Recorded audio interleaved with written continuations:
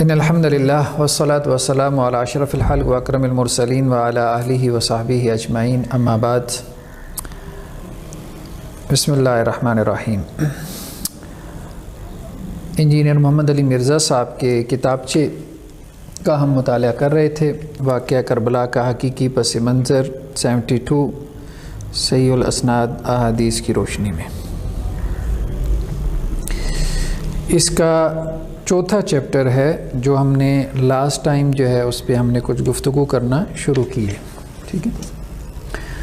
تو اس میں ہم نے شروع میں جو گفتگو کی تھی وہ خاص طور پہ حدیث ولایت کے حوالے سے، کہ حضرت علی رضی اللہ تعالی عنہ کے جو فضائل ہیں ان فضائل اور مناقب سے یہ بات ثابت نہیں ہوتی کہ ان کو شیخین پہ فضیلت حاصل ہے یا رسول اللہ صلی اللہ علیہ وسلم نے ان کو بطور امام یا بطور خلیفہ کی اپنی زندگی میں ہی اس منصب پہ فائز کر دیا تھا۔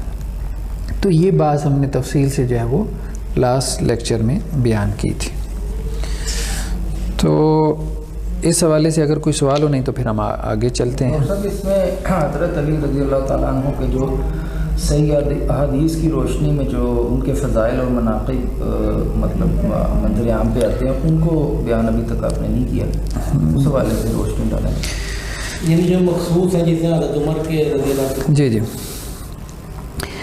ایک نقطہ بہت اہم ہے، اس نقطے کے بعد ہم اس طرف آتے ہیں۔ دیکھیں، حضرت علی رضی اللہ تعالیٰ عنہ کے فضائل نو ڈاؤٹ ہیں، اور کچھ فضائل ان کے ایسے بھی ہیں کہ جن میں وہ دوسروں سے خاص ہیں، لیکن جس طرح سے حضرت علی رضی اللہ تعالیٰ عنہ کے فضائل عام کر دیے گئے، یعنی ان میں جس قسم کی ایگزیجریشن یا مبالغہ پیدا کر دیا گیا، جب آپ اس ایگزیجریشن اور مبالغے کی نفی کرتے ہیں تو لوگ کہتے ہیں حضرت علی کی کیا فضیلت آپ نے بیان کی، یعنی ایک یہ تاثر آڈینس کی طرف جاتا ہے۔ اس کی وجہ یہ ہے کہ آپ نے اگر کسی کو مثال کے طور پہ الوہیت کے درجے پہ اس کو بٹھایا ہوا ہے، اور اب آپ اس کے فضائل میں جتنی مرضی چیزیں جو ہے وہ نقل کر دیں کہ جس میں وہ بہترین سے بہترین انسان ثابت ہو رہا ہو، تو پھر بھی آپ کہیں گے کہ جی پتہ نہیں آپ نے کیا فضیلت بیان کی ہے۔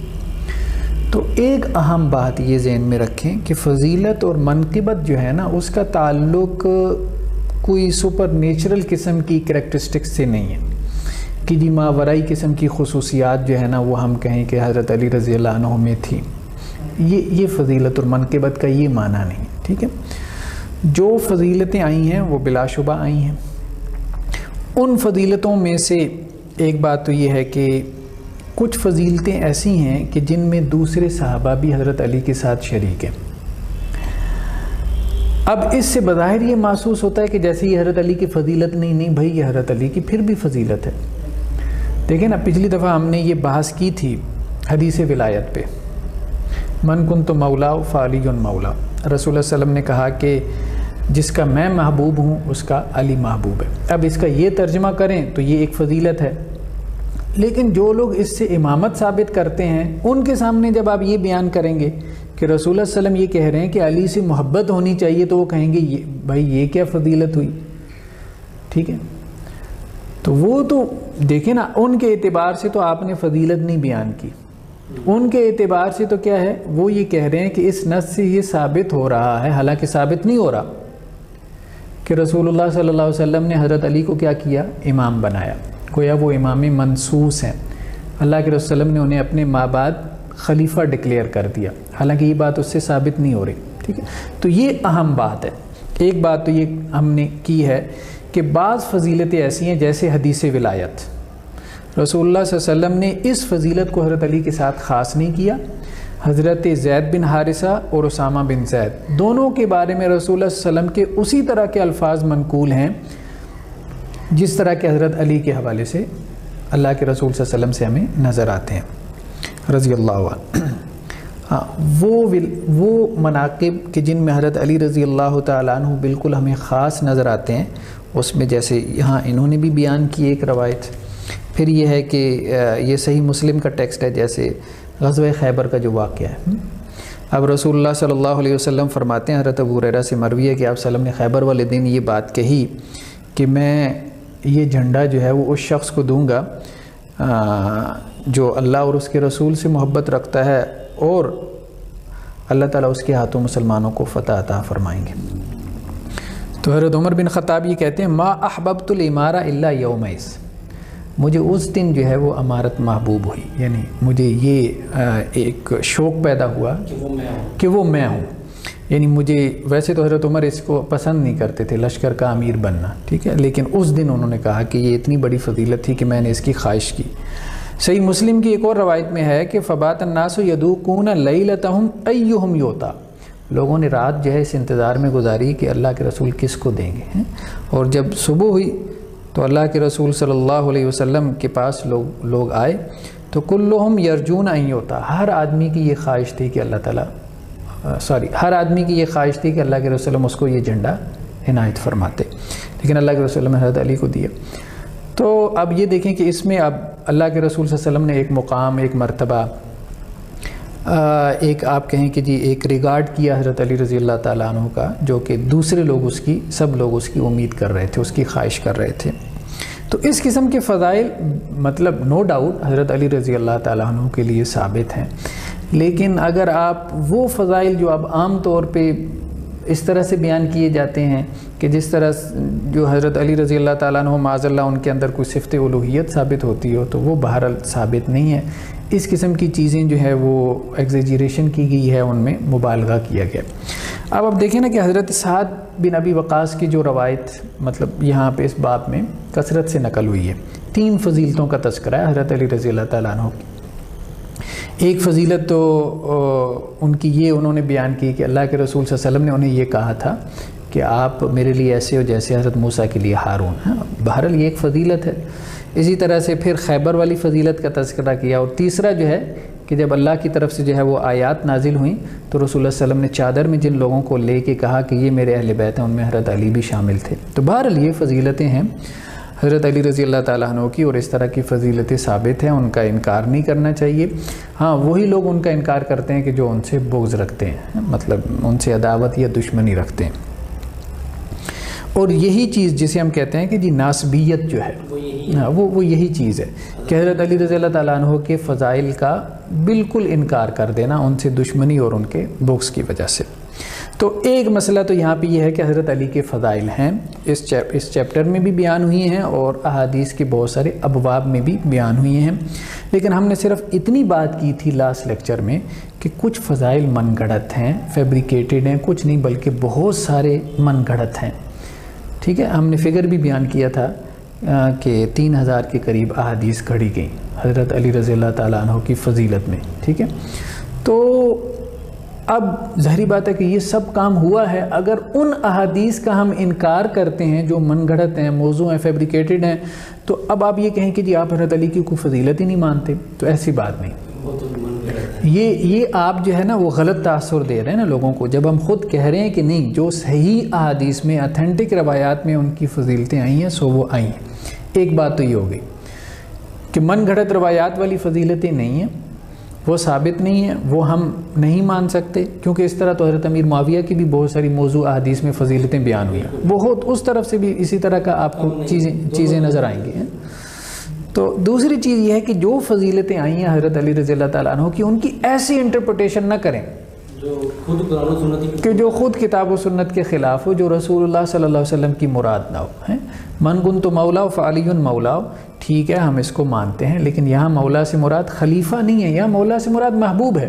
حضرت علی اللہ کے رسول کے محبوب ہیں، ہمارے بھی محبوب ہیں۔ رسول اللہ صلی اللہ علیہ وسلم نے فرمایا کہ جس کا میں محبوب ہوں وہ علی کو اپنا محبوب بنا لے، تو یہ فضیلت ہے نا۔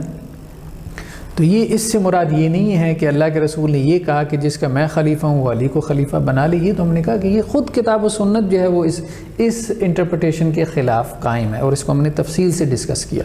تو یہ بات ہے، لیکن بات یہ ہے نا کہ جب ہم اعتدال پیدا کرنے کی کوشش کرتے ہیں، ایک تو ہم کہتے ہیں کہ موضوع اور من گھڑت روایات قابل قبول نہیں ہے، دوسرا ہم کہتے ہیں کہ اس کی انٹرپریٹیشن اعتدال میں رہتے ہوئے یہ کریں، تو لوگ کہتے ہیں آپ جیسے فضیلتوں کا انکار کر رہے ہیں۔ نہیں، فضیلتوں کا کوئی انکار نہیں کر رہا۔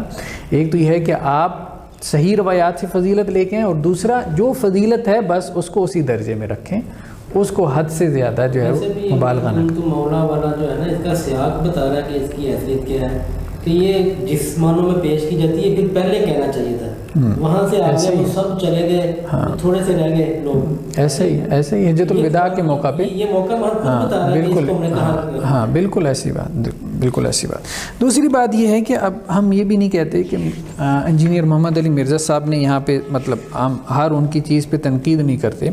دیکھیں ایک روایت انہوں نے یہاں پہ بیان کی ہے حضرت علی رضی اللہ تعالیٰ عنہ کے حوالے سے، کہ حضرت علی رضی اللہ تعالیٰ عنہ، یہ فضائل صحابہ جو ہے امام احمد بن حنبل کی کتاب ہے، اس سے، کہ ابو مریم تابعی کہتے ہیں کہ میں نے خود سیدنا علی رضی اللہ تعالیٰ عنہ کو یہ فرماتے ہوئے سنا۔ یہ انہوں نے پیج نمبر 23 پہ یہ روایت نمبر 48 ہے، ٹھیک ہے۔ اس کا میں نے یہ ٹیکسٹ بھی نکالا، بلکہ میں اس کا عربی ٹیکسٹ پڑھ دیتا ہوں۔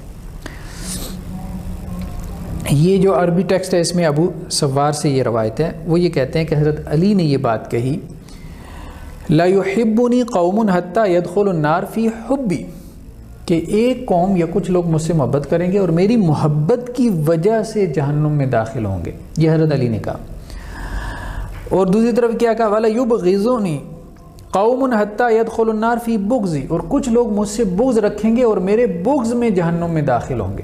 تو یہ وہی بات ہے، یعنی دو ایکسٹریمز پیدا ہوئی حضرت علی کے حوالے سے۔ جیسے دیکھیں حضرت عیسیٰ علیہ السلام کے بارے میں دو ایکسٹریمز ہمیں ملتی ہیں، ٹھیک ہے۔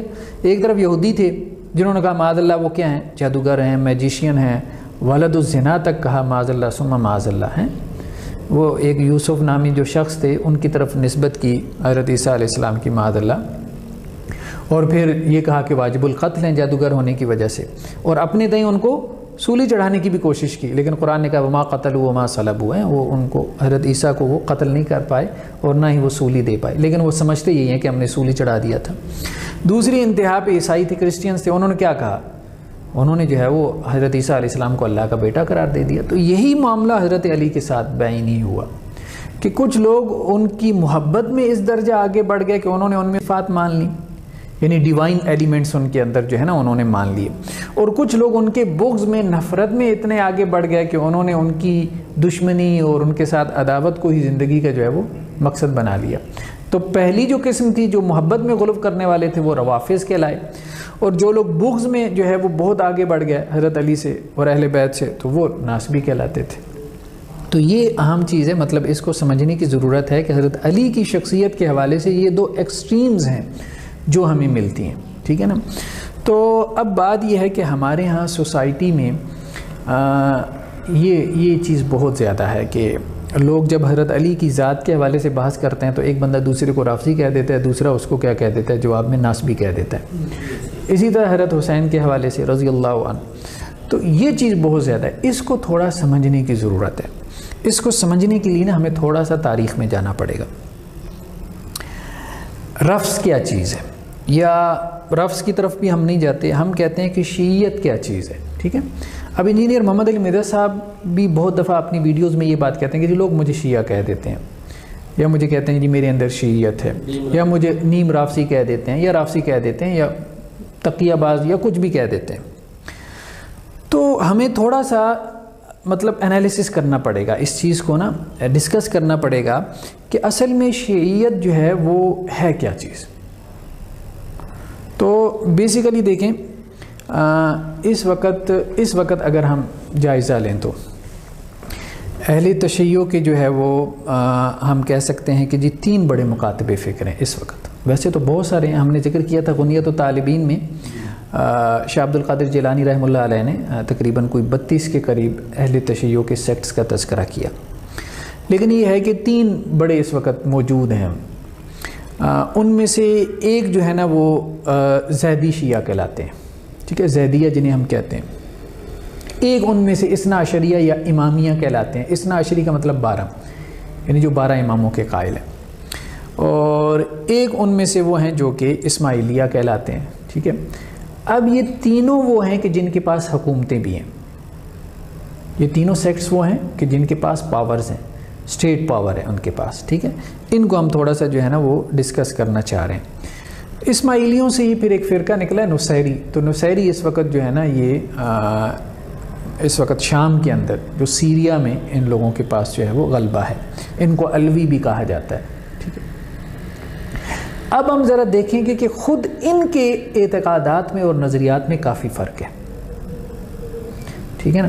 مطلب بنیادی ترین جو نظریہ ہے ان کا وہ امامت کا نظریہ ہے. ٹھیک ہے. اہل سنت کے ساتھ جو اختلاف ہوا وہ امامت کے نظریے میں اختلاف ہوا. لیکن یہ ہے کہ خود یہ جو سیکٹس ہیں بڑے اس وقت جو موجود ہیں, مطلب ان کے فالورز لاکھوں میں ہیں یا آپ کہیں کروڑوں میں ہیں, وہ فالورز جو ہیں نا یا ان کے جو ظاہر بات ہے جو بھی ان کے لیڈرز ہیں یا لیڈرشپ ہے, خود ان کا بھی آپس میں اتفاق نہیں ہے امامت کے نقطہ نظر کانسیپٹ کے حوالے سے. اچھا, جو ہم تھوڑا سا پہلے یہ سمجھ لیتے ہیں کہ یہ پیدا کیسے ہوئی ہے, یہ ڈویژن کیسے ہوئی. مثال کے طور پہ اثنا عشریہ اس وقت سب سے زیادہ غالب ہیں. ایران میں ان کے پاس حکومت ہے اور پاکستان میں بھی میجورٹی جو ہے وہ اثنا عشریہ یا ان کو امامیہ کہلاتے ہیں. ٹھیک ہے. یہ 12 اماموں کے قائل ہیں. پہلے امام حضرت علی ہیں, اس کے بعد حضرت حسن ہیں, پھر حضرت حسین ہیں. حضرت حسین کے بیٹے جو ہے وہ اس کے بعد چوتھے نمبر پہ علی زین العابدین ہیں. حضرت حسین کے بیٹے تھے. تو علی زین العابدین کے بیٹے تھے محمد الباقر, امام باقر کے نام سے وہ انہیں پکارتے ہیں.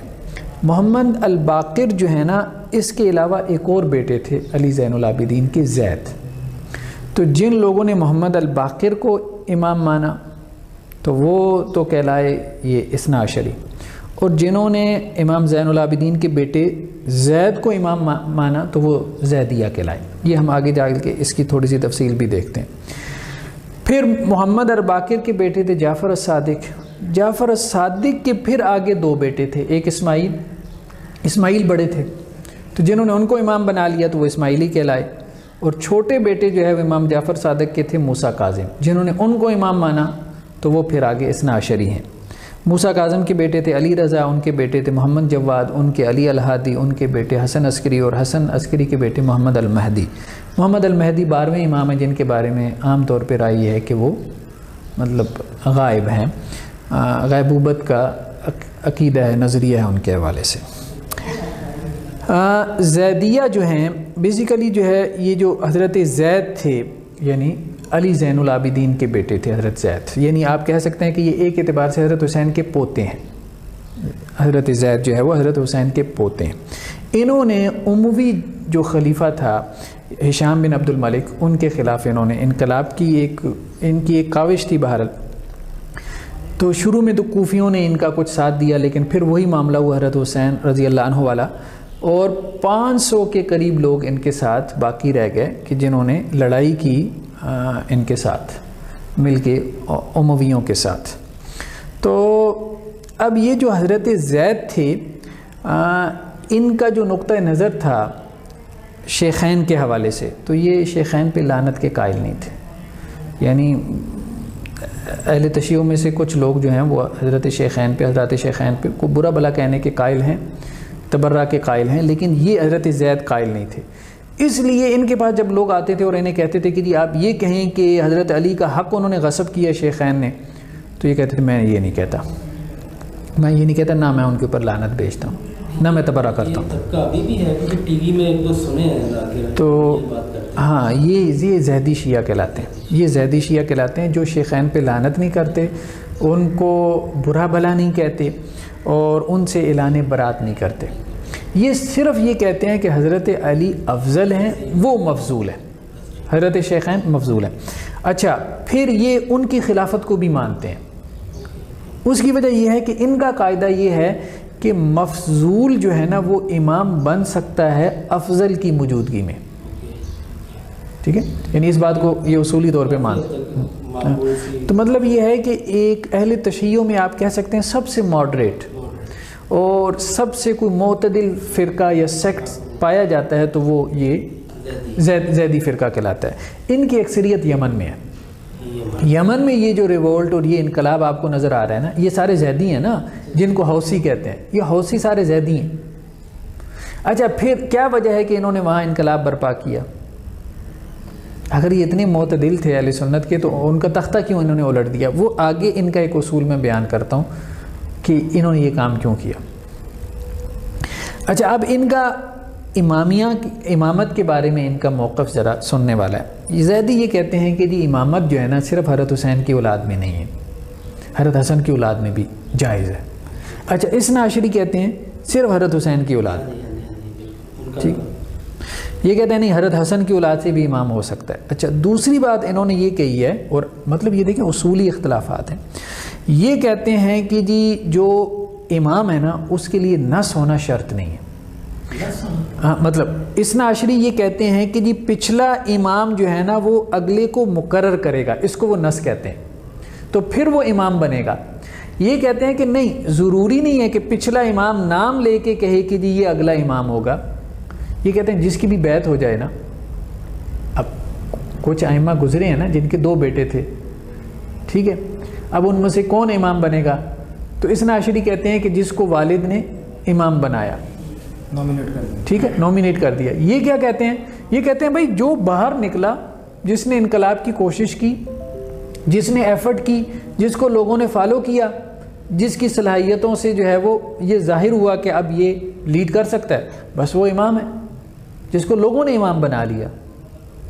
ٹھیک ہے، تو یہ ان کا بنیادی فرق ہے کہ امامت جو ہے وہ اوپر سے آتی ہے یا امامت جو ہے وہ نیچے سے آتی ہے، کہاں سے ملتی ہے. سمجھ رہے نا بات؟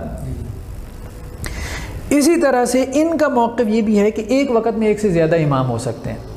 اچھا اثنا عشریہ میں یہ نہیں ہے، یہ کہتے ہیں مختلف علاقوں میں ایک وقت میں ایک سے زیادہ امام ہو سکتے ہیں. اسی طرح یہ بھی کہتے ہیں جو بات ابھی گزری ہے کہ افضل کی موجودگی میں مفضول امام ہو سکتا ہے.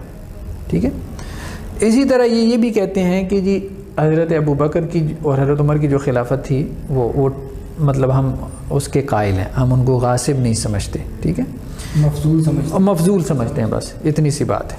ٹھیک ہے، اسی طرح یہ کہتے ہیں کہ امام جو ہے نا وہ معصوم نہیں ہوتا. کتنی بڑی بات ہے. اثنا عشری امام کو معصوم کہتے ہیں.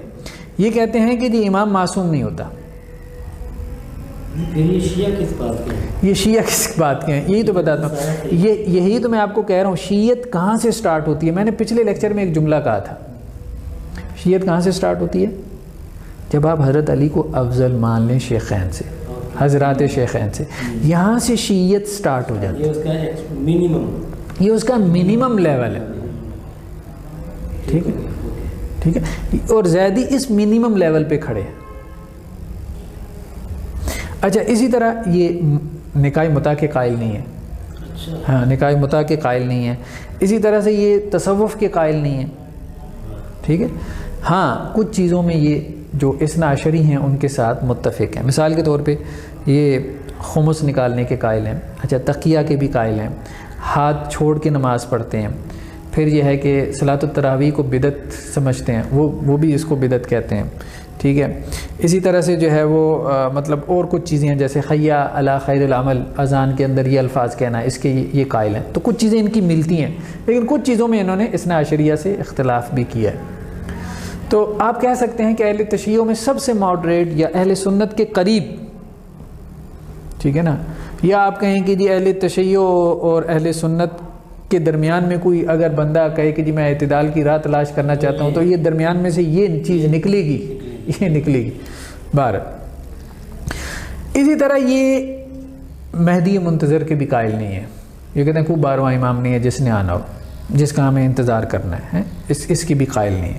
ٹھیک ہے، تو یہ مطلب ان کے اعتقادات ہیں. یہ جتنی فضائل آپ نے بتائے ہیں ان کے، تو یہ اثنا عشری ان کو بطور شیعہ آن بھی کرتے ہیں کہ نہیں کرتے؟ کہیں صرف بریلوی دیوبندیوں کے خلاف کی طرح ایسا تو نہیں ہے؟ دیکھیں صرف سیاسی اعتبار سے، جیسے ابھی ادھر بھی حنفی ہونے کے باوجود نمازیں نہیں ایک دوسرے کے، جیسے دیکھیں اثنا عشری جو ہے نا اہل سنت کے مقابلے میں ان کو صرف آن کر رہے ہیں سیاسی اعتبار سے. ٹھیک ہے، کہ یار کم از کم اس درجے پہ تو ہے نا کہ کچھ شاعر میں ہمارے ساتھ مناسبت ہے، کم از کم اس درجے پہ ہے نا کہ یہ جو ہے وہ حضرت علی کو افضل قرار دے رہے ہیں. دیکھیں نا اب یمن میں جو ہے حوثیوں کو کون بیک دے رہا ہے؟ ایران بیک دے رہا ہے. یہ کوئی ڈھکی چھپی بات ہے؟ بالکل ڈھکی چھپی بات نہیں ہے. ٹھیک ہے، ادھر سے مطلب سعودی عرب ہے جو کہ سنیوں کو سپورٹ کر رہا ہے. ٹھیک ہے، یو ہی ہے، اور ادھر سے ایران جو ہے وہ ان کو بیک دے رہا ہے. تو یہ بات ہے کہ سپورٹ تو ان کو دیتے ہیں وہ اہل تشیع، ان کو مطلب اہل تشیع سمجھتے ہیں. میں نے وہی کہا نا منیمم لیول جو ہے وہ اس میں اس کو سمجھتے ہیں. تو دوسری بات یہ ہے کہ وہ جو نصیری ہیں شام کے اندر ہیں ان کو بھی ایران سپورٹ کر رہا ہے، حالانکہ علمی اعتبار سے اس سے پہلے فتویٰ لگا چکے تھے اثنا عشری کہ اسماعیلی جو ہیں وہ دائرہ اسلام سے خارج ہیں، ان کے عقائد آگے آ رہے ہیں، یعنی ان کے عقائد اتنے بگڑے ہوئی ہیں. یہ آپ کہیں نا کہ جی ابتداء ہے شیعیت کی زیدی فرقہ، تو انتہا کیا ہے؟ نصیری یا اسماعیلی، کہ وہ اتنی انتہا پہ چلے گئے کہ اثنا عشریہ یا امامیہ فرقوں میں سے بعض لوگوں نے کہا کہ جی یہ تو دائرہ اسلام میں ہی شامل نہیں ہے.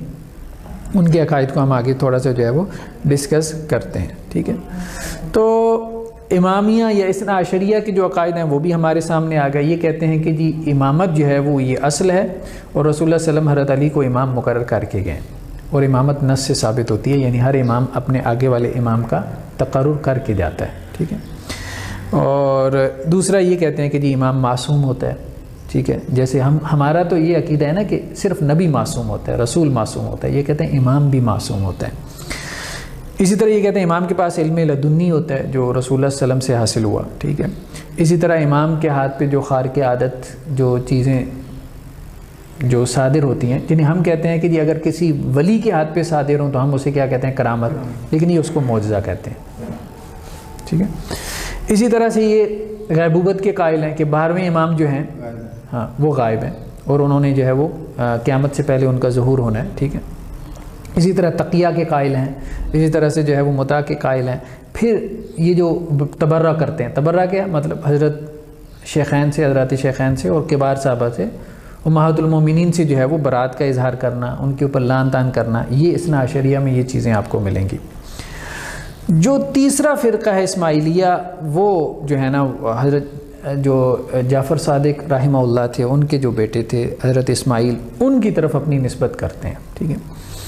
تو یہ کہتے ہیں کہ جی امام جو ہے نا اس کے لیے معصوم ہونا اس طرح سے ان کا عصمت کا عقیدہ نہیں ہے امام کے بارے میں جیسا کہ اثنا عشریہ کا ہے. یہ مطلب اس کی اس طرح سے توجیہ کر لیتے ہیں کہ جی امام کے لیے گویا کہ وہ گناہ ہی نہیں رہ جاتا، وہ معصیت بنتی نہیں ہے، ٹھیک ہے. اسی طرح سے اچھا ان کے ہاں امامت چلتی رہتی ہے، ان کے ہاں غیبوبت کا مسئلہ نہیں ہے، ٹھیک ہے. 48واں 49واں امام جو ہے وہ ان کے ابھی چل رہی ہے امامت مسلسل چل رہی ہے، ٹھیک. تو عجیب و غریب قسم کے ان کے عقائد ہیں، مطلب حج کی یہ قائل نہیں ہے، ٹھیک ہے. یہ کہتے ہیں یہ مطلب مکہ مکرمہ میں جانا یہ بت پرستی ہے، ٹھیک ہے.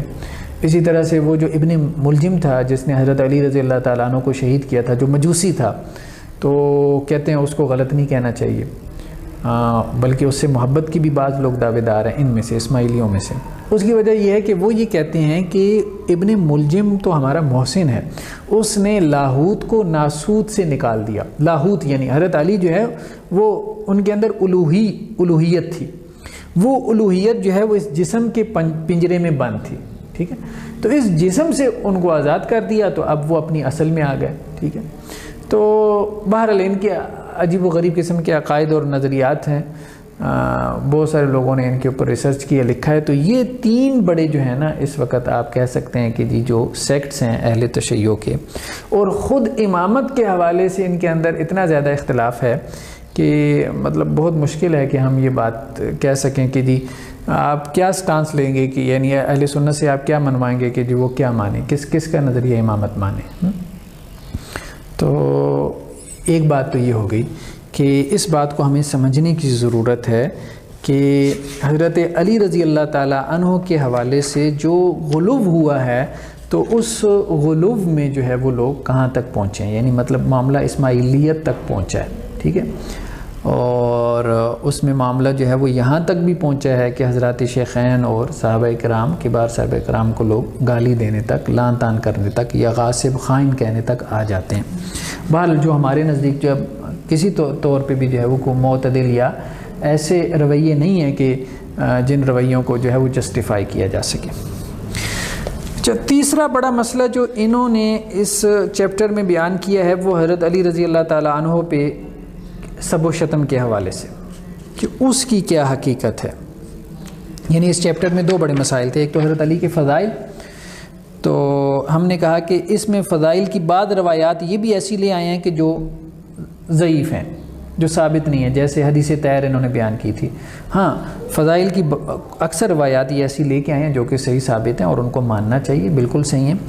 البتہ یہ ہے کہ بعض جو ہے وہ فضائل کی روایات سے جو یہ انٹرپریٹیشن کرنا چاہتے ہیں انجینئر صاحب، ان کی بھی انٹرپریٹیشن غلط ہے اور جو اہل تشریح نے کی ہے ان کی بھی انٹرپریٹیشن غلط ہے۔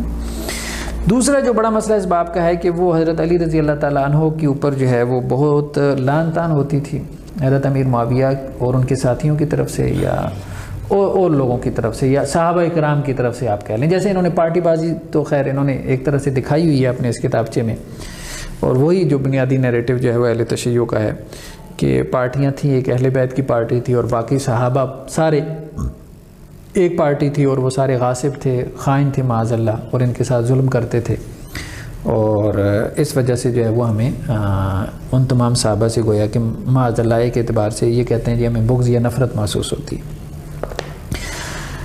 اب جو یہ روایات لے کے آئے ہیں اس میں کہ جن روایات میں یہ ذکر ہے کہ حضرت امیر معاویہ یا ان کے ساتھیوں کی طرف سے یا بعض صحابہ کی طرف سے جو ہے وہ حضرت علی کو لعن طعن یا سب و شتم کیا جاتا تھا، برا بھلا کہا جاتا تھا، ان کو میں صحابہ کے اعتبار سے ذرا اس کو تقسیم کر رہا ہوں۔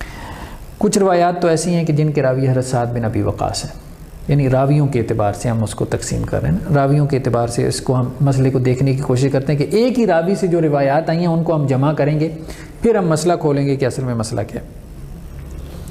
یہ صحیح مسلم کی روایت ہے۔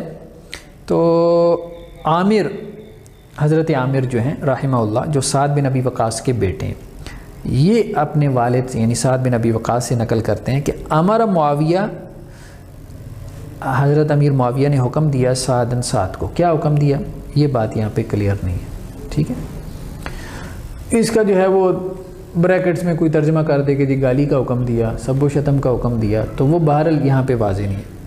تو حضرت امیر معاویہ نے حضرت سعد کو کوئی بات کہی، کچھ کہا، ٹھیک ہے، کچھ کہنے کے بعد یہ بات کہی، فقال ما منعک ان تسب ابا تراب، کہ اے سعد کیا چیز مانے ہے کہ آپ ابو تراب کو جو ہے وہ برا بلا نہیں کہتے، ٹھیک ہے، یعنی حضرت علی کو جو ہے وہ برا بلا کہنے میں کیا چیز مانے ہے۔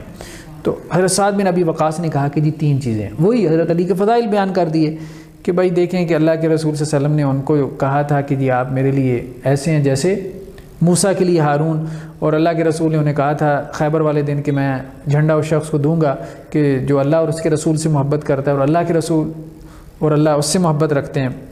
اور دوسرا اللہ کے رسول صلی اللہ علیہ وسلم نے جو ہے وہ ان کو اپنی چادر میں لے کے کہا تھا کہ یا اللہ یہ میرے اہل و عیال ہیں۔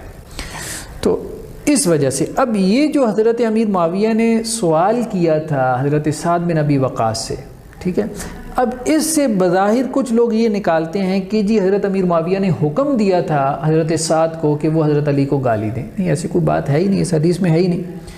یعنی الفاظ کیا ہیں، یعنی سوالیہ انداز ہے، ما منعک، کس چیز نے آپ کو روکا ہوا ہے ان تسب ابا تراب، کہ آپ ابو تراب کو برا بھلا نہیں کہتے، ٹھیک ہے۔ اب اس میں ایک بات تو یہ ہو سکتی ہے، کوئی اس کی یہ انٹرپریٹیشن کر سکتا ہے کہ جی وہ گویا کہ ابھار رہے ہیں، ٹھیک ہے، حضرت امیر معاویہ حضرت سعد کو جو ہے وہ ابھار رہے ہیں اس بات پہ کہ جی آپ حضرت علی کو گالی دیں، اگرچہ سوال کا انداز ہے۔ لیکن اس کے ساتھ ساتھ اس کی انٹرپریٹیشن یہ بھی کی جا سکتی ہے کہ دیکھیں حضرت علی کو لوگ برا بھلا کہہ رہے ہیں، ٹھیک ہے، ہمارا اختلاف ہے نا ان کے ساتھ، یہ تو بات ہے کہ اختلاف تو تھا، اور اس اختلاف میں ہمارے لوگ جو ہیں ان کو برا بھلا کہہ رہے ہیں، ان کے لوگ ہمیں برا بھلا کہہ رہے ہیں، ٹھیک ہے، تو آپ اس میں جو ہے وہ ان کو برا بھلا کیوں نہیں کہتے؟ کیا وجہ کیا ہے؟ ٹھیک ہے، آپ کیوں رکی ہوئی ہیں؟ اس کے پیچھے کیا حکمت ہے؟ تو جب حضرت سعد بن ابی وقاص نے بتا دیا کہ یہ فضائل ہیں تو امیر معاویہ چپ ہو گئے، ہاں یہ واقعتاً ایسے فضائل ہیں کہ جن کی وجہ سے حضرت علی پہ کوئی گفتگو کرنا یہ ٹھیک نہیں ہے، بالکل غلط ہے۔ تو یہ اس کی انٹرپریٹیشن بالکل واضح کلیئر ہے، مطلب اس کو سمجھا جا سکتا ہے۔ دوسری طرف جو ہے وہ ایک اور حدیث ہے جو کہ سنن ابن ماجہ کی روایت ہے۔ اس روایت میں یہ ہے کہ سعد بن ابی وقاص سے یہ روایت ہے کہ حضرت معاویہ رضی اللہ تعالیٰ عنہ حج کے دنوں میں حج کے لیے تشریف لائے، تو حضرت سعد ان کے پاس آئے، حضرت معاویہ کے پاس، تو وہاں کچھ لوگ بیٹھے ہوئے تھے جنہوں نے حضرت علی کا جو ہے وہ نامناسب انداز میں ذکر کیا۔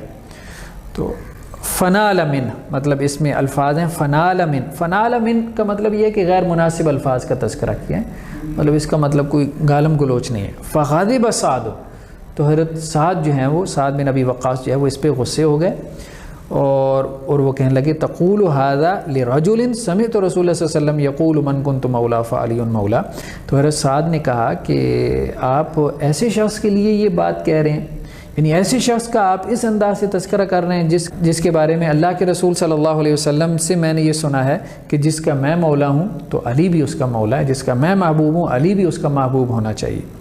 تو اب یہاں پہ بھی یہ جو الفاظ ہیں یعنی روایت کے وہ یہی ہیں کہ حضرت امیر معاویہ نے ان کے بارے میں کوئی تذکرہ کیا غیر مناسب الفاظ میں، پھر یہ ہے کہ فوراً حضرت سعد کا غصے ہو جانا اور غصے کی حالت میں ان کو مخاطب کرتے ہوئے کہنا کہ آپ کیسے کہہ رہے ہیں یہ بات.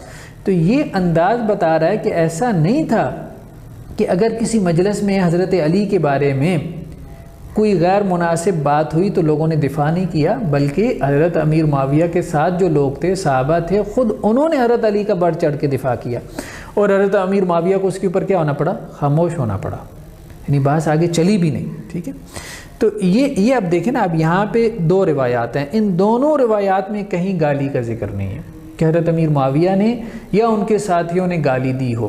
زیادہ سے زیادہ جو ذکر ہے سعد بن ابی وقاص رضی اللہ عنہ کی جو روایات ہیں ان میں یہ ہے کہ حضرت علی کا غیر مناسب انداز میں تذکرہ ہوا کسی مجلس میں، اور پھر انہی روایات میں یہ ذکر ہے کہ اس کا دفاع بھی کر دیا گیا حضرت سعد کی طرف سے، اور اس دفاع کو کسی نے چیلنج بھی نہیں کیا. دوسری جو روایات ہیں وہ ہیں سہل بن سعد سے. سہل بن سعد سے جو روایات ہیں، ایک تو صحیح مسلم کی روایت ہے. تو صحیح مسلم کی روایت میں یہ ہے سہل بن سعد تھے کہ ایک شخص کو جو ہے جو آل مروان میں سے تھا اس کو مدینہ کا حکمران بنایا گیا. تو اس نے جو مدینہ کا جو بھی گورنر تھا بنو امیہ کی طرف سے، اس نے سہل بن سعد کو بلوایا. تو فَأَمَرَهُ أَن يَشْتِمَ عَلِيًّا، تو اس نے حضرت سہل بن سعد کو حکم دیا، انہیں کہا کہ آپ حضرت علی کو کیا کریں، یشتم، وہی سب و شتم. اب اس کا معنی گالی دینا کر دیا جاتا ہے، لیکن ہم اگلی روایت میں یہ دیکھیں گے کہ یہاں پہ شتم سے کیا مراد ہے. یہاں اس لیے ہم اس کا ترجمہ کیا کر رہے ہیں، برا بھلا کہنا، لان تان کرنا. فَأَمَرَهُ يَشْتِمَ عَلِيًّا، تو سہل بن سعد کو وہ جو مدینہ کا گورنر تھا اس نے یہ کہا کہ آپ حضرت علی کو برا بھلا کہیں. تو فابا سہل، تو حضرت سہل نے انکار کر دیا. فقال له، تو اس نے کہا اچھا آپ انکار کر رہے ہیں، فقل لعن اللہ ابا التراب، تو آپ کم از کم اتنا کہہ دیں کہ ابو تراب پہ اللہ کی لعنت ہو، اتنا کہہ دیں. تو حضرت سہل نے کہا کہ نہیں، میں یہ بھی نہیں کروں گا. تو اب دیکھیں کہ وہ جو بندہ کہہ رہا ہے مدینہ کا گورنر، تو ہم یہ نہیں کہہ رہے کہ وہ ٹھیک کہہ رہا ہے، وہ بالکل غلط بات کر رہا ہے. حضرت سہل سے جو مطالبہ کر رہا ہے بالکل غلط ہے، ٹھیک ہے، لیکن یہ ہے کہ حضرت سہل بات روایت میں کیا موجود ہے، اس کا انکار کر رہے ہیں. ٹھیک ہے. دوسری بات یہ ہے کہ صحیح بخاری کی روایت میں یہ ہے کہ حضرت سہل سے مطالبہ کیا تھا، ٹھیک ہے نا، یعنی سب و شتم میں حضرت سہل سے مطالبہ کیا تھا، یا سب و شتم کی نوعیت کیا تھی، ٹھیک ہے، یا وہ جو کہا گیا نا کہ لعنت کریں ابو تراب پہ، تو اس لعنت کی نوعیت کیا تھی. ٹھیک ہے.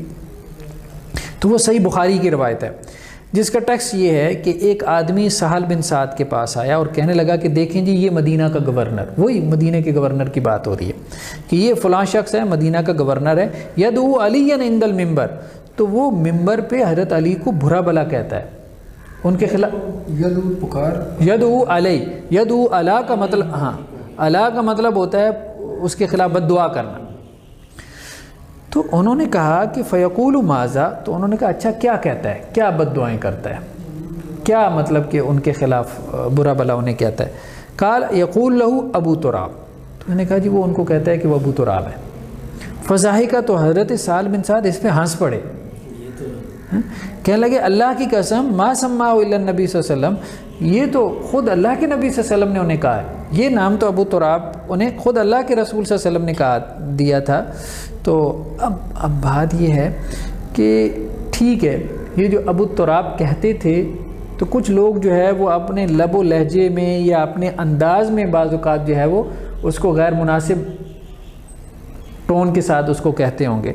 کہ جس کی کسی طرح سے بھی اس کو جسٹیفائی نہیں کیا جا سکتا، لیکن ہم صرف اتنی بات کر رہے ہیں کہ اصل میں تھا کیا، اس بات کو سمجھنے کی ضرورت ہے۔ جو ہو رہا تھا وہ بالکل غیر مناسب تھا، حضرت علی کو جو برا بلا کہا جا رہا تھا، یا حضرت علی کو جو غیر مناسب الفاظ میں ان کا ذکر کیا جا رہا تھا، یا جس انداز، جس لب و لہجے یا جس ٹون میں ان کے بارے میں گفتگو ہوتی تھی، ٹھیک ہے، بعض مجالس کے اندر، تو وہ بالکل غیر مناسب تھی، اس کو کسی طور پہ جسٹیفائی نہیں کیا جا سکتا، مطلب اس کو کنڈیم کرنا چاہیے۔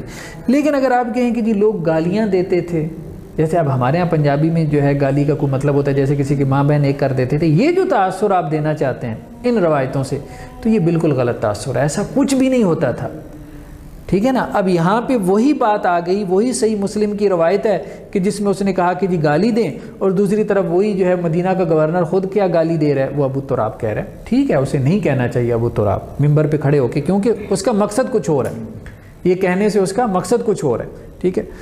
تو ایک دوسری بات تو یہ ہو گئی۔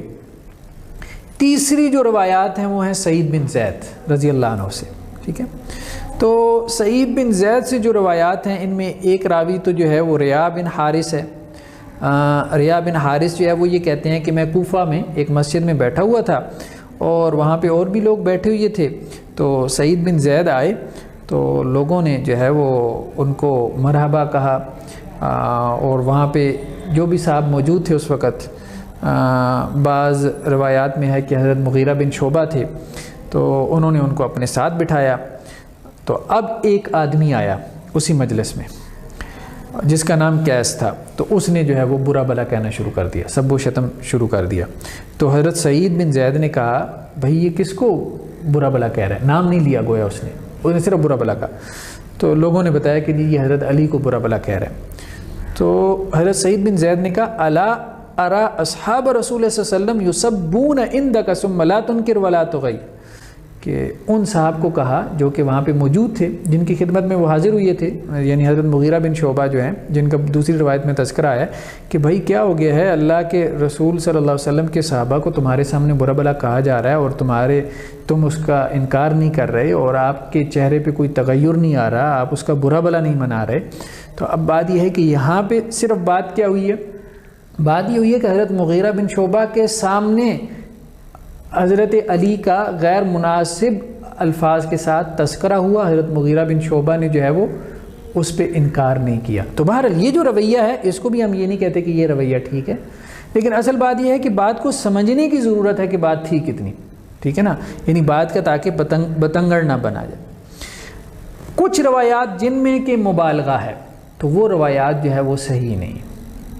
یہ جو انہوں نے کہا نا کہ جی ایک بدعت ایجاد ہو چکی تھی، جیسے کوئی موو تھی، پوری ایک تحریک تھی، ممبروں کے اوپر لان تان ہوتا تھا، اوپر سے کوئی جیسے اسٹیٹ آرڈر جاری ہوا تھا، ہاں یہ جو روایات جن سے یہ ثابت کرتے ہیں نا وہ روایات ٹھیک نہیں ہیں۔ اچھا وہ روایات جیسے مثال کے طور پہ عبداللہ بن ظالم سے ہیں۔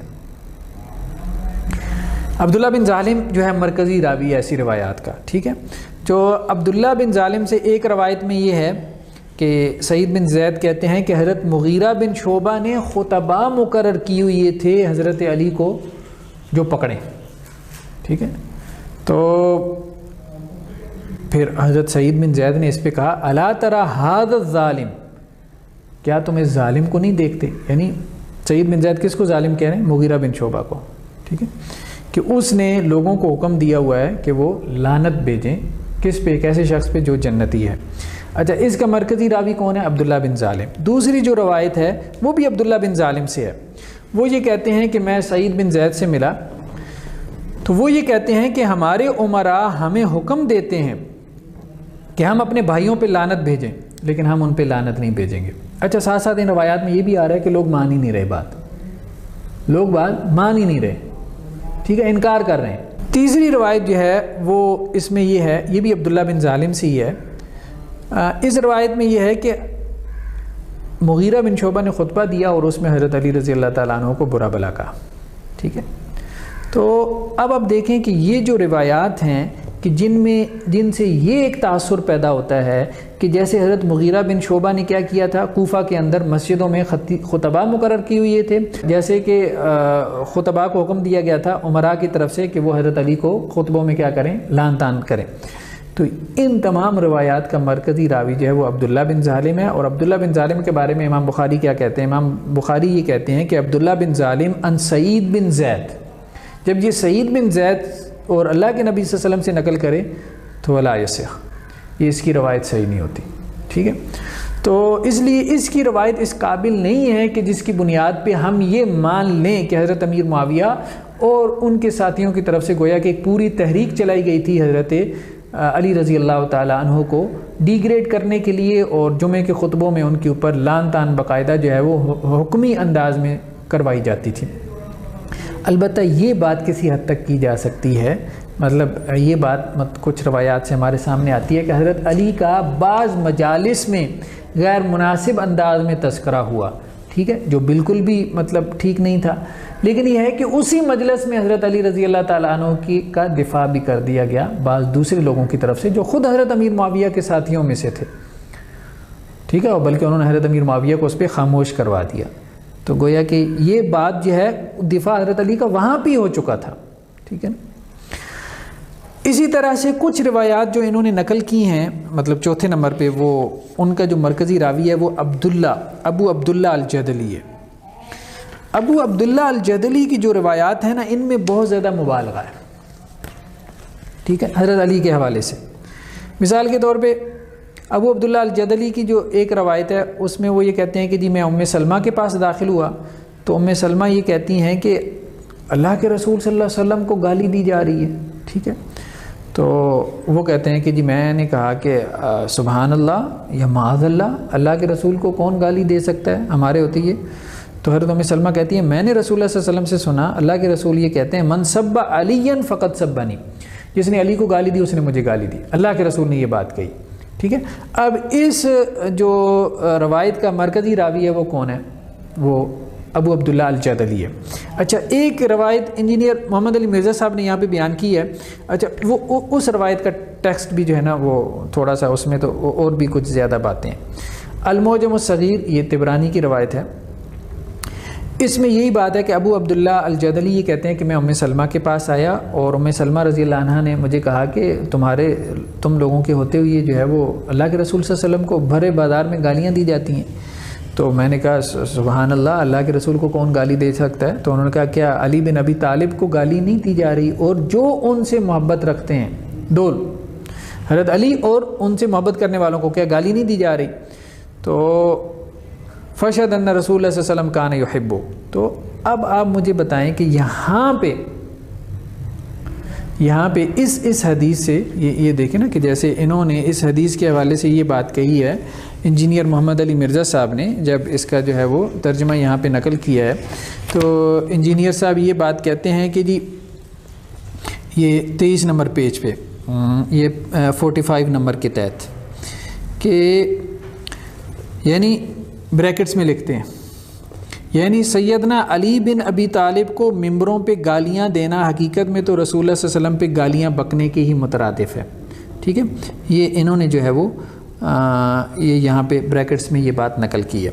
لیکن اصل بات یہ ہے کہ اسی روایت میں جس کے آخر میں انہوں نے بریکٹ لگائی ہے، اسی روایت میں صرف حضرت علی کو گالی دینے کا ذکر نہیں ہے، بلکہ اس روایت میں کیا ہے، ان کو بھی گالی دینے کا ذکر ہے کہ جو حضرت علی سے محبت رکھتے ہیں.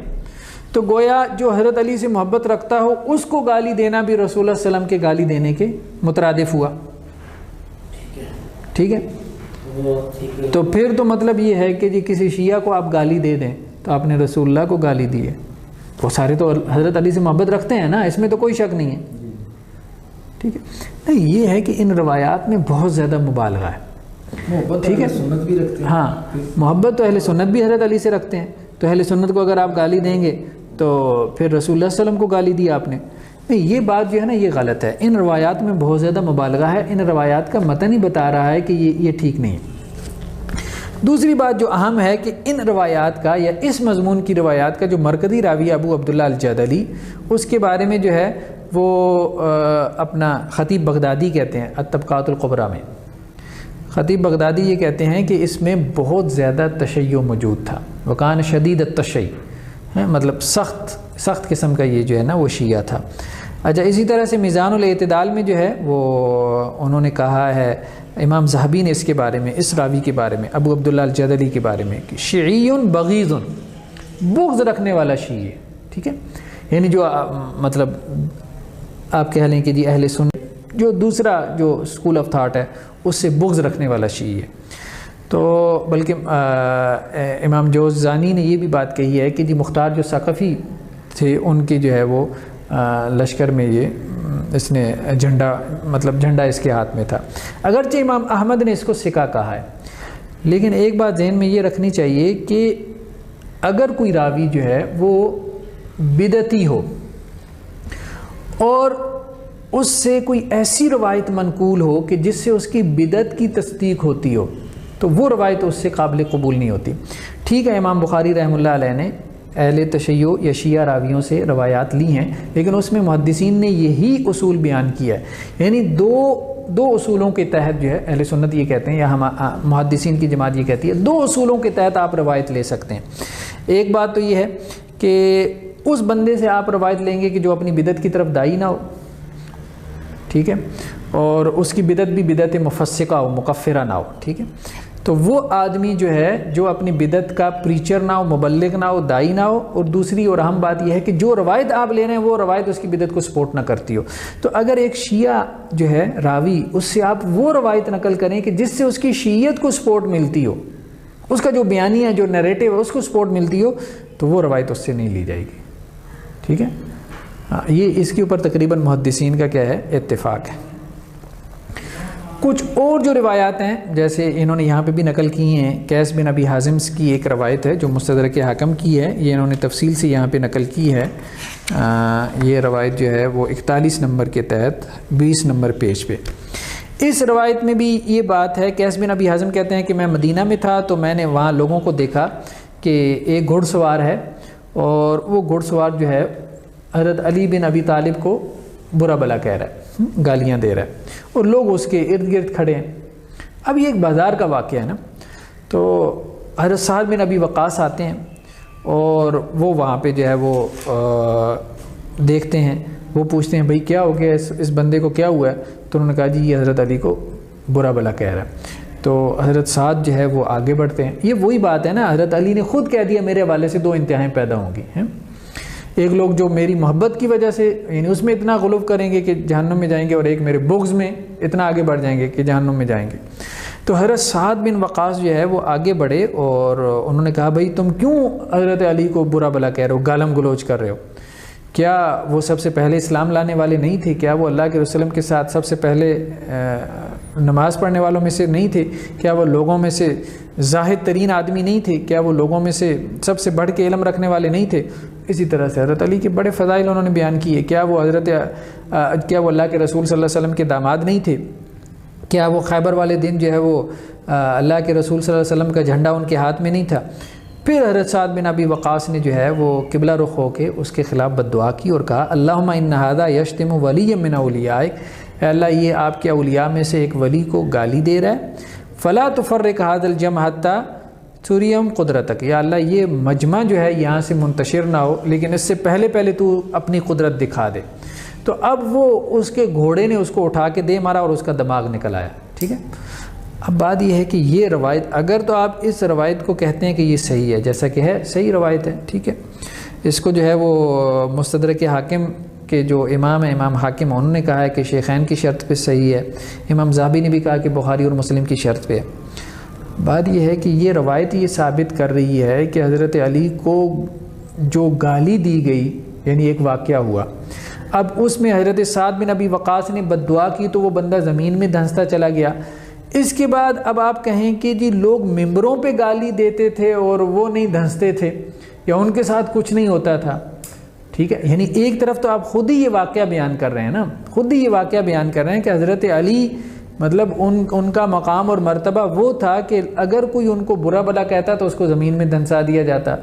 تو اگر یہ بات ایسی ہے تو پھر یہ ہے کہ جنہوں نے ممبروں پہ جو ہے وہ بیٹھ کے لان تان کی ایک پوری تحریک چلائی ہوئی تھی تو ان کو کچھ نہیں ہوا، ٹھیک ہے، ان کے اوپر اللہ کی طرف سے کوئی عذاب نازل نہیں ہوا.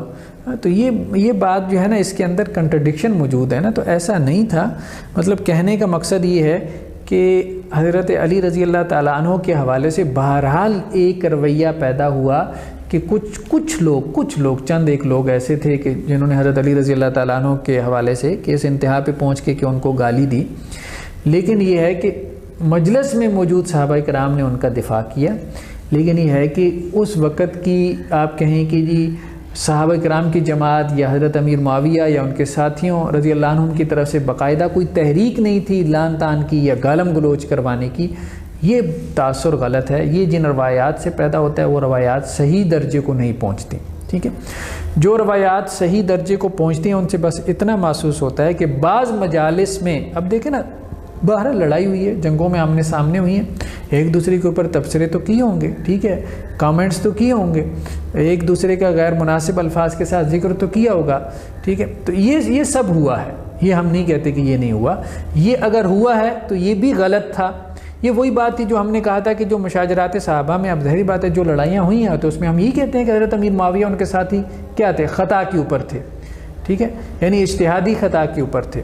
تو یہاں پہ بھی اگر انہوں نے سمجھا ہے حضرت علی رضی اللہ تعالیٰ عنہ کو غلط سمجھا ہے تو انہوں نے حضرت علی کو اگر کچھ غیر مناسب الفاظ میں حضرت علی کا ذکر کیا تو بہرحال ان کی طرف سے یہ غیر مناسب الفاظ کو ہم جسٹیفائی نہیں کر سکتے. یہ وہی بات ہے نا جو پیچھے جو ہے وہ صحیح مسلم کی روایت کے حوالے سے ہمارے سامنے گزری تھی نا کہ حضرت عباس نے جو حضرت علی کے چچا تھے انہوں نے حضرت علی کے بارے میں جو ہے وہ ایک مسئلے میں جو مدینہ کی زمین کے حوالے سے مسئلہ تھا تو کتنے مطلب وہ سخت الفاظ کہے تھے کہ حضرت عمر رضی اللہ تعالیٰ عنہ کے پاس جب فیصلہ آیا تھا تو کہا تھا کہ میرے اور اس حاد القاذب العاصم الغادر الخائن، کہ میرے اور اس جھوٹے گناہگار اور غدر کرنے والے اور خیانت کرنے والے کے درمیان جو ہے وہ آپ فیصلہ فرما دیں. مطلب ایک جذباتی انداز میں حضرت عباس نے کچھ الفاظ کہہ دیے ایموشنل ہو کے حضرت علی کے بارے میں، کیونکہ حضرت علی ان سے چھوٹے تھے، ان کے بھتیجے بھی تھے.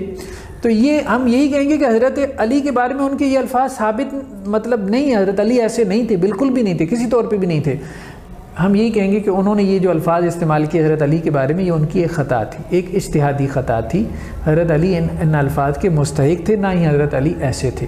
اسی طرح سے حضرت امیر معاویہ اور ان کے ساتھیوں کی طرف سے اگر کچھ الفاظ کہے گے حضرت علی کے حق میں تو ہم یہی کہیں گے کہ وہ الفاظ غلط ہیں. حضرت علی ان الفاظ کے مستحق نہیں تھے اور ان کو وہ نہیں کہنے چاہیے تھے. لیکن یہ ہے کہ اس کو اس طرح سے ثابت کرنا کہ یہ کوئی باقاعدہ جو ہے وہ ایک تحریک تھی، موو تھی، تو بہرحال یہ ایک من گھڑت بات ہے، یہ ایک فیبریکیٹڈ بات ہے، یہ ایک آپ اس کو کہہ سکتے ہیں کہ جی ایک بہتان ہے. ٹھیک ہے نا، یہ آپ کو تاریخی روایات سے تو آپ ثابت کر سکتے ہیں، یہ آپ صحیح احادیث سے ثابت نہیں کر سکتے. ٹھیک، یہ آپ دیکھیں نا جیسے انہوں نے نوٹ لگایا 23 نمبر پیج پہ. اب دیکھیں نا یہ بات ثابت کرنے کے لیے انہیں تاریخی حوالے لینے پڑے. یہ نوٹ کیا لگایا ہے 23 نمبر پیج پہ کہ علامہ جلال الدین سیوطی کہتے ہیں متوفہ 911 ہجری، یعنی کب کی بات ہے؟ 900 سال بعد کی بات ہے. ٹھیک ہے، تاریخ بھی کب لکھی گئی؟ 900 سال بعد امام سیوطی صاحب کو جو ہے نا وہ پتہ چلا کہ بنو امیہ جو ہیں اپنے خطبات میں سیدنا علی بن ابی طالب کو گالی دیا کرتے تھے. یہ سٹیٹمنٹ آپ حدیث سے کیوں نہیں لے کے آتے؟ آپ کو یہ سٹیٹمنٹ حدیث سے نہیں ملی نا، تو آپ کو 900 سال بعد لکھی جانے والی تاریخ کی ایک کتاب سے، ایک بابے سے آپ کو مدد لینی پڑی. ٹھیک ہے، کہ آپ اس بابے کا قول نقل کریں. ٹھیک ہے، تو پھر جب سیدنا عمر بن عبد العزیز تابعی رحمہ اللہ خلیفہ بنے تو انہوں نے اس غلیظ انتہائی گستاخانہ اور کبیر رسم کو بند کروا دیا. یہ غلیظ انتہائی گستاخانہ اور کبیر رسم یہ بریکٹ میں ہے نا؟ یہ تو خیر بریکٹ میں ہے، یہ تو ان کے الفاظ نہیں ہیں. اور حکومتی کارندوں کے نام حکم نامہ جاری فرمایا کہ اس غلیظ رسم کو بند کر دیا جائے. ٹھیک ہے، اب بات یہ ہے کہ یہ جو بات ہے یہ آپ امام سیوطی سے نقل کر رہے ہیں. درمیان میں 900 سال کا فاصلہ ہے. صحیح الاسناد روایت کہاں سے ہو گئی؟ 900 سال کی سند کہاں پہ ہے؟ ٹھیک ہے، تو اگر 900 سال کی سند نہیں ہے تو پھر ظاہری بات ہے کہ آپ بابوں سے نقل کر رہے ہیں. تاریخ الخلفاء ہے یہ کتاب کا نام امام سیوطی سے. ٹھیک ہے، دوسروں کو آپ تانے دیتے ہیں کہ جی وہ تاریخ کی کتابوں سے نقل کرتے ہیں، اور یہاں پہ بھی یہی بات کہا ہے کہ اوپر جو ہیڈر چل رہا ہے نا، قرآن اور صحیح الاسناد احادیث، ٹھیک ہے، اور جھوٹی بے سند اور ضعیف الاسناد تاریخی روایات، ان سے بچتے ہوئے، ٹھیک۔ تو کہاں اب آپ آ گئے، مطلب یہ ہے نا کہ وہ جو امیج بنانا چاہ رہے تھے نا، ٹھیک ہے، وہ امیج ان کو صحیح حدیث سے بن نہیں رہا تھا نا، تو اس لیے ان کو نوٹ لگانا پڑا، اور نوٹ بھی تاریخ کی کتاب سے لگانا پڑا، ٹھیک۔ یہ نہیں ہونا چاہیے تھا، تو یہ بہت غلط بات ہوئی۔ یہ 23 نمبر پیج پہ آخر میں یہ جو 2 احادیث ہیں، بس یہی میرے خیال میں اس چیپٹر میں سے 2 چیزیں رہ گئی ہیں جن کا تذکرہ کر کے ہم پھر اس چیپٹر کو وائنڈ اپ کرتے ہیں۔ تو یہ 23 نمبر پیج پہ 46 کے تحت یہ 2 احادیث لے کے آئے ہیں۔ ایک سنن نسائی کی حدیث ہے، اور ایک جو ہے وہ سنن الکبریٰ امام بہقی کی ہے، اس کی روایت ہے۔ تو یہ سعید بن جبیر سے ہے کہ میں عبداللہ بن عباس رضی اللہ عنہ کے ساتھ تھا میدان عرفات میں، تو عبداللہ بن عباس نے کہا کہ لوگ جو ہے وہ تلبیہ کیوں نہیں پڑھ رہے، تو میں نے یہ کہا، یعنی سعید بن جبیر کہتے ہیں کہ لوگ جو ہے وہ امیر معاویہ سے ڈرتے ہیں، یعنی ان کے ڈر سے تلبیہ نہیں پڑھ رہے۔ مثال کے طور پہ انہوں نے منع کیا ہوا ہے تلبیہ پڑھنے سے۔ تو حضرت ابن عباس نکلے اپنے خیمے سے، فقال، اور کہا، لبیک اللہم لبیک لبیک فإنہم قد ترکوا السنہ من بغض علی، کہ اور ساتھ میں یہ بھی کہا کہ ان لوگوں نے سنت کو حضرت علی کے بغض کی وجہ سے ترک کر دیا۔ ایک تو یہ ہے۔ دوسری روایت جو ہے سنن کبریٰ کی امام بہقی کی، اس میں یہ وہی روایت ہے، لیکن تھوڑا سے الفاظ اضافہ بھی ہیں کہ حضرت عبداللہ بن عباس جو ہے وہ اپنے خیمے سے نکلے اور انہوں نے کہا، لبیک اللہم لبیک فإن راغم انف معاویہ، چاہے امیر معاویہ رضی اللہ عنہ کی جو ہے وہ ناک خاک آلود ہو، اللہم لعنہم، اللہ ان پہ لعنت کرے، فقط ترک السنہ من بغض علی، کہ انہوں نے علی کے بغض میں سنت کو چھوڑ دیا رضی اللہ عنہ۔ تو اب یہاں اصل مسئلہ یہ ہے کہ کچھ چیزیں جو ہے ہم نے ان کا تذکرہ کیا تھا پیچھے، فقہی اختلافات میں سے نقل ہوئی ہیں، ٹھیک ہے۔ تو حضرت امیر معاویہ کا ایک موقف تھا، بہرحال ان کے موقف سے آپ اختلاف کر سکتے ہیں، صحابہ میں بہت سارے فقہی معاملات میں اختلاف ہو جاتا تھا، تو اس میں ایک صحابی بعض اوقات دوسرے صحابی کے حوالے سے کوئی سخت کمنٹس بھی جاری کر دیتا تھا۔ تو جیسے اب یہاں پہ دیکھیں کہ حضرت عبداللہ ابن عباس نے یہ بات کہی ہے جو سنن کبریٰ یعنی بہقی کی ہے روایت ہے کہ اللہ تعالیٰ ان پہ لعنت کرے۔ اب ایک طرف تو آپ کہہ رہے ہیں کہ جی لعنت ہوتی تھی ادھر سے ادھر، تو ادھر سے بھی تو ادھر جا رہی ہے، کہنے کا مقصد یہ تو یا تو یہ بات تھی کہ عربوں میں یہ لعنت جو ہے نا یہ ایک عام روٹین کی چیز تھی، اچھی نہیں ہے رسول اللہ صلی اللہ علیہ وسلم نے اس سے منع کیا، اور یہ بات کہی کہ جی مومن بہت زیادہ لعن طعن کرنے والا نہیں ہوتا، لیکن خود جب آپ ایسی روایات نقل کرتے ہیں تو پھر سوال یہ پیدا ہوتا ہے کہ آپ کیا میسج دینا چاہ رہے ہیں کہ ادھر سے بھی لعن طعن ہو رہا ہے، ٹھیک ہے، اگر ہو رہا ہے تو پھر آپ یوں ہی کہیں گے نا، اس کو اسی طرح سے انٹرپریٹ کریں گے کہ ان کے ہاں یہ ایک عام چیز تھی، نہیں ہونی چاہیے تھی، دونوں طرف سے نہیں ہونی چاہیے تھی، ایک اختلاف تھا، اس اختلاف کو صرف اتنے سے الفاظ سے بیان کر دیا جاتا کہ جی لوگوں نے جو ہے وہ سنت کو چھوڑ دیا، یہ اصل میں سنت ہے، ٹھیک ہے، اتنا ہی کافی تھا، ٹھیک ہے۔ کیوں چھوڑا، اب اس میں یہ چیز کی جی حضرت علی کے بغض کی وجہ سے چھوڑا یا یہ کہ اللہ ان پہ لعنت کرے، ٹھیک ہے، یہ چیزیں ایسی نہیں ہیں کہ جن کی وجہ سے ایک دوسرے کے اوپر مطلب لعنت کی جائے، ٹھیک ہے۔ تو کہنے کا مقصد یہ ہے کہ اس حوالے سے رسول اللہ صلی اللہ علیہ وسلم کی ایک سنت کا ہمیں علم ہوا، ٹھیک ہے، اور رسول اللہ صلی اللہ علیہ وسلم کی ایسی بہت ساری سنتیں تھیں کہ جو صحابہ اکرام میں ان کے حوالے سے اختلاف ہوتا رہا، کچھ اس کے اوپر عمل کرتے رہے اور کچھ نے اس کے حوالے سے ایک دوسرا موقف اختیار کیے رکھا، تو اس میں جس موقف کی طرف آپ کا رجحان ہے آپ اس موقف کو سپورٹ کریں، اس کو بیان کریں، ٹھیک ہے، اس میں کوئی حرج والی بات نہیں۔ لیکن اگر صحابہ میں کچھ ایسا معاملہ ہوا کہ ایک دوسرے کے حوالے سے انہوں نے اس موقف کے حوالے سے کچھ سخت کمنٹس پاس کیے، تو بہرحال وہ کمنٹس ہمارا فوکس نہیں ہونا چاہیے، ٹھیک ہے، وہ کمنٹس ہمارا فوکس نہیں ہونا چاہیے۔ ایک خاص کیفیت میں بعض اوقات ایک آدمی دوسرے کے حوالے سے کوئی ایسی بات کر جاتا ہے جو بعد میں مطلب اس کا بھی مقصود نہیں ہوتا، ٹھیک ہے، تو یہ چیز ہمیں صحابہ کرام میں بھی عام ملتی ہے، اور اس کے بعد بھی ہم دیکھتے ہیں ائمہ دین میں بھی بعض اوقات ایک دوسرے کے حوالے سے ایسے کمنٹس وہ کر جاتے ہیں کہ جس کو ہم کہتے ہیں کہ جی نہیں اب یہ کمنٹس جو ہیں نا وہ ایک امام کے دوسرے امام کے بارے میں مناسب نہیں ہے، بس ان کو نظر انداز کریں، آپ ان کو بھلا دیں، ٹھیک ہے. دونوں بڑے آدمی تھے، تو جو ان کی بات ہے وہ بات بس اس کے اوپر غور کریں. وہ بات اگر آپ کو مطلب کتاب و سنت کے مطابق نظر آتی ہے بس آپ اس کو قبول کریں، اس کو ایکسیپٹ کریں، باقی چیزوں کو آپ جانے دیں. تو یہ ہے جی ہمارا چوتھا چیپٹر. تو اب نیکسٹ ہم ڈسکس کریں گے انشاءاللہ سے نیکسٹ اپنی سٹنگ میں ہم ای کے نام سے یہ 5واں چیپٹر ہے کہ حضرت معاویہ رضی اللہ عنہ کو حکومت مل جانے کے بعد سے بتدریج امت پر کیسی ملوکیت مسلط ہوئی اور اس کا بھیانک نتیجہ کیا نکلا. ٹھیک، ہاں، تو بھیانک نتیجہ اور ملوکیت. تو اب ظاہری بات ہے کہ یہ سب کے لیے تو وہ شروع سے جو ہے نا یہ سارا معاملہ چلایا ہوا ہے نا.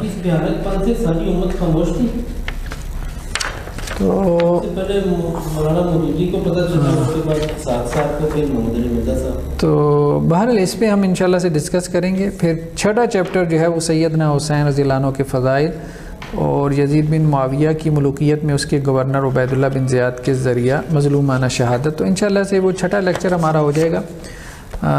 اس کے ساتھ ہی ہم اس کتابچے کو جو ہے وہ سمجھ لیں کہ ایک ہمارا جو اس کا ریویو ہے وہ انشاءاللہ سے مکمل ہو جائے گا اگلے نیکسٹ 2 لیکچر میں. تو جزاکم اللہ خیر، والسلام علیکم ورحمۃ اللہ وبرکاتہ.